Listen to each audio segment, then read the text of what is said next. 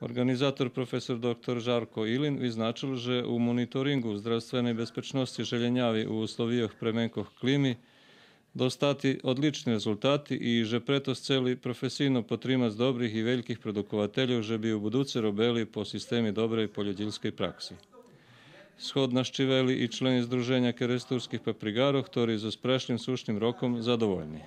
Veľmi pomohlo združenje. Toho roku, jak je v toho roku bolo bardzo dobre so splasmanom, udruženje veľmi porobilo za nás paprigaroch.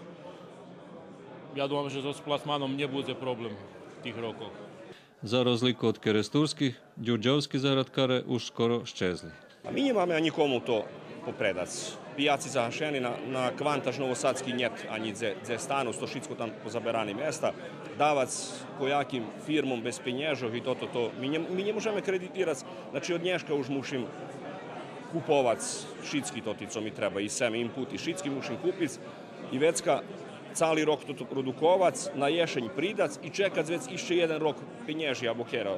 Profesor Ilin okreme vyznačil i na ktorý spôsob može zašporovať zdrahe horivo i hnoj u navodňovanju i prikarmňovanju, a pri oberanju plodoh predklada hasnovac platformi za oberanje i tak počvičať robotu i zmenšať trošky.